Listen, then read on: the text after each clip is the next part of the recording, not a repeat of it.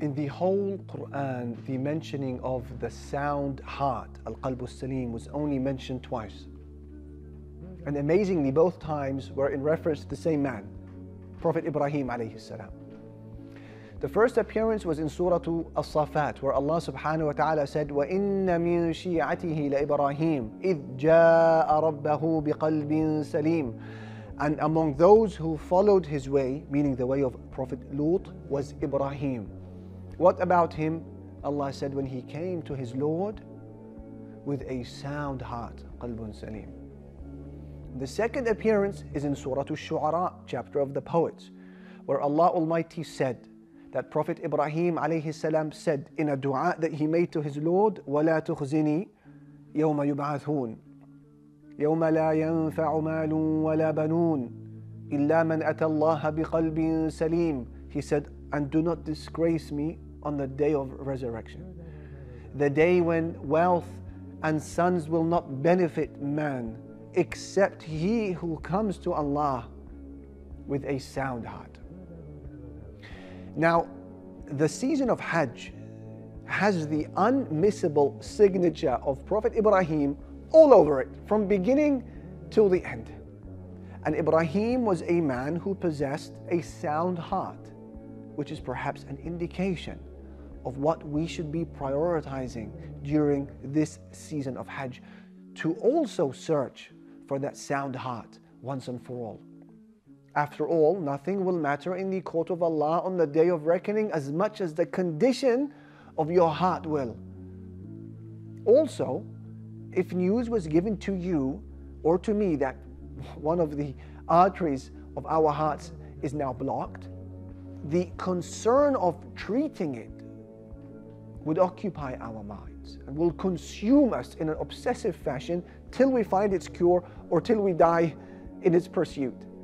Yet what Ibrahim alayhi salam has just taught us, that the real soundness of a heart is not about keeping it beating. It's about keeping it safe in Iman.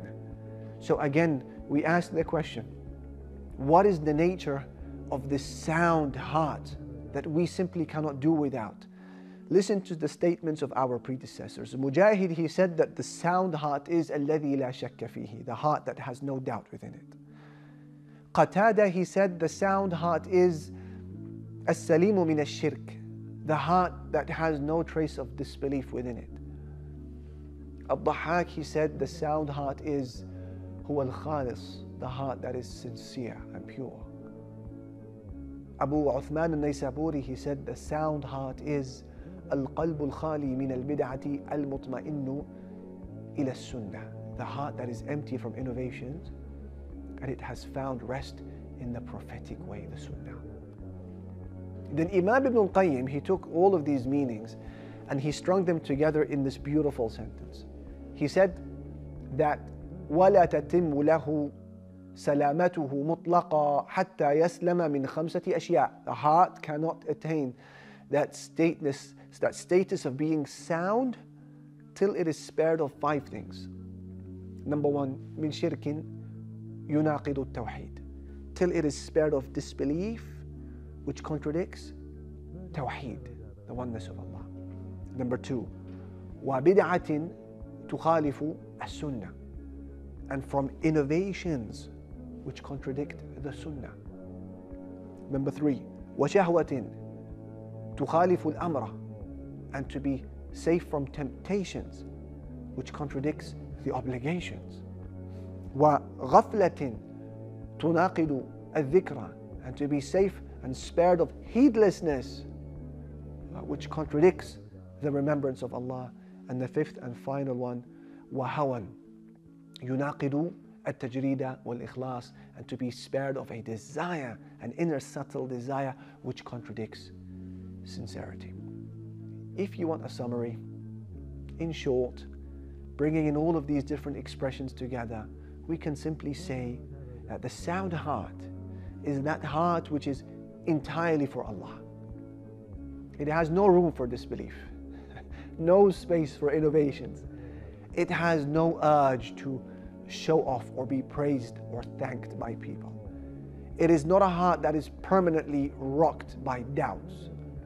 It is not influenced in the least by the trends and the ideologies and the isms and the never-ending social constructs of societies. It has no space for malice or spite. It doesn't struggle to forgive.